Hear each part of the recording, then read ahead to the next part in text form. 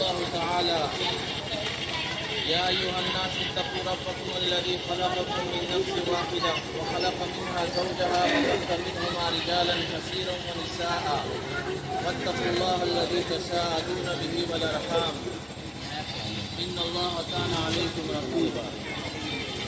وقال تعالى: يا أيها الذين آمنوا اتقوا الله حق تقاته ولا تموتن إلا وأنتم مسلمون. وقال تعالى: يا أيها الذين آمنوا اتقوا الله وقولوا قولا سديدا يصلح لكم أعمالكم ويغفر لكم ذنوبكم ومن يطع الله ورسوله فقد فاز فوزا عظيما. قال النبي صلى الله عليه وسلم: النكاح من سنتي. وفي رواية: ومن رغب عن سنتي فليس مني. صدق الله العظيم. میرے بھائیوں، بزرگوں اور دوستوں، تقریباً نکاح ہے، اس کے بعد زیادہ لمبی چوڑی گفتگو کیے میں اپنی جانب سے اور تمام حاضرین کی جانب سے دلہا اور دلہن کو اور دونوں خاندانوں کو مبارکبادی پیش کرتا ہوں۔ اللہ تعالیٰ ان دونوں خاندانوں میں پوری زندگی محبت قائم دائم رکھے اور بالخصوص میاں بیوی کے درمیان میں محبت و الفت قائم رکھے۔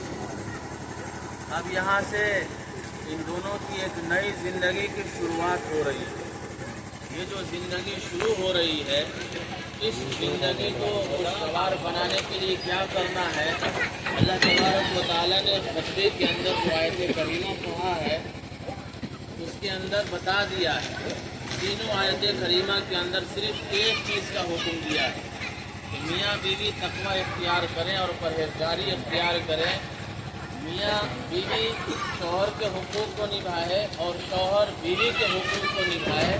تو اس طریقے سے جب اللہ کا ڈر اور خوف ہوگا تبھی بھی ایک دوسرے کے حقوق کو بھی کوئی نبھا سکتا ہے۔ دوسری بات یہ ہے کہ جب آدمی شادی کے لیے تیار ہوتا ہے تو اس موقع پر والدین کی طرف سے اور خاص طور سے لڑکا اور لڑکی کے لیے یہ بڑا سوچنے پر مجبور ہوتا ہے کہ اب تک تو ہم ماں باپ کے سر پر تھے، ساری ذمہ داریاں والدین کے ذمہ تھی، لیکن اب تو نئی زندگی کی شروعات ہو رہی ہے، یہاں سے اب اپنی بھی ذمہ داری پوری کرنی ہے اور جو میری رفیقہ حیات ہے، جو میری بیوی ہے، اس کے اخراجات کو بھی پورا کرنا ہے۔ یہ کیسے پورا ہوں گے؟ اللہ تبارک و تعالیٰ نے امید دلایا ہے اور تسلی بھی دی ہے کہ دیکھو جو غریب ہے، جو ضرورت مند ہے، اس پوزیشن میں بھی نہیں ہے کہ اپنی بیوی کے اخراجات کو برداشت کر سکے، اس کی ضروریات کو پورا کر سکے، لیکن اگر نبی علیہ الصلوۃ والسلام کی سنت کو زندہ کرنے کے لیے، اللہ کی رضا اور اللہ کو خوش کرنے کے لیے رشتہ ازدواج سے جڑتا ہے کہ چاہے وہ غریب ہے، چاہے وہ تنگ دست ہے، فقیر ہے، اللہ تبارک و تعالیٰ اس شادی کی برکت سے اسے امیر بنا دے گا۔ اللہ نے فرمایا کہ یکونوا فقراء یغنیہم اللہ من فضلہ، اگر تم ضرورت مند ہو، غریب ہو، لیکن اللہ کی رضا حاصل کرنے کے لیے اور تمام انبیاء علیہ السلام کی سنت کو زندہ کرنے کے لیے اور اپنی عفت کے لیے، اپنے نگاہ اور شرمگاہ کی حفاظت کے لیے اگر تم شادی کرتے ہو، اللہ تبارک و تعالیٰ تمہارے فقر اور غربت کو ختم کر دے گا۔ یہ اللہ کا وعدہ ہے۔ دوسری بات یہ کہ نکاح کیوں کیا جاتا ہے، اس کے تین مقاصد ہیں۔ نکاح کرنے کے تین مقاصد ہیں۔ ایک مقصد تو یہ ہے کہ ہم اللہ تبارک و تعالیٰ کے حکم کو بجا لاتے ہیں۔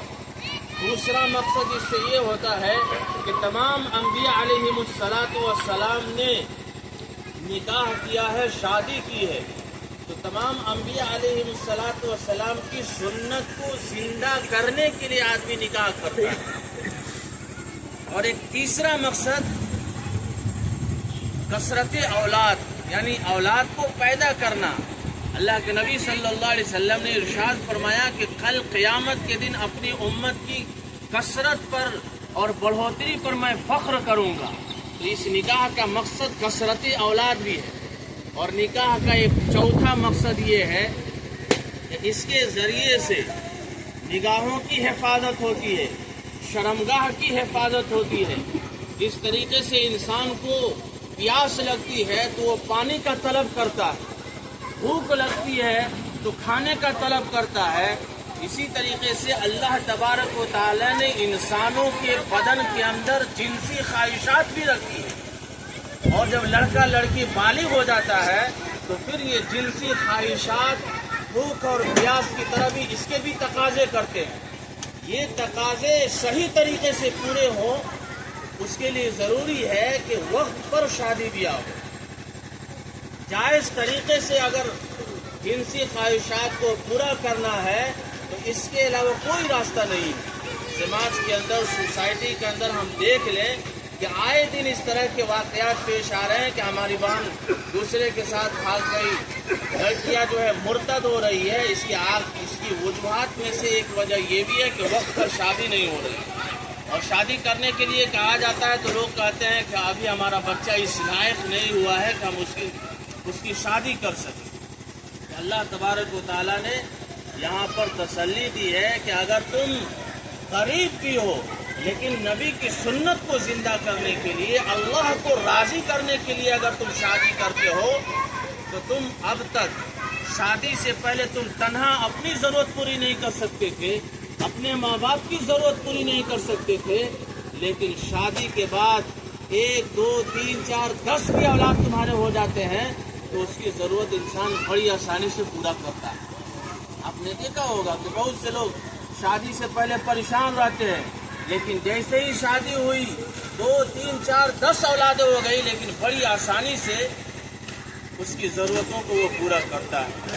بہرکیف اس موقع پر زیادہ لمبی چوڑی گفتگو کیے بغیر ہم سب مل کر کے یہ دعا کریں کہ اللہ تبارک و تعالیٰ دونوں خاندانوں کے درمیان الفت و محبت قائم رکھے، اور دونوں میاں بیوی کے درمیان میں بھی اللہ تعالیٰ تا حیات پوری زندگی محبت کو قائم دائم رکھے، اور اس سے جو ہونے والی جو اولاد ہو اللہ تعالیٰ نیک صالح اولاد عطا فرمائے اور اسلام پر قائم رکھے، اور اسلام کی جو لوازمات ہیں، فرائض، نوافل، سنن، ماں باپ کے حقوق، ان تمام چیزوں کو بچا لاتے ہوئے لوگ زندگی گزارے۔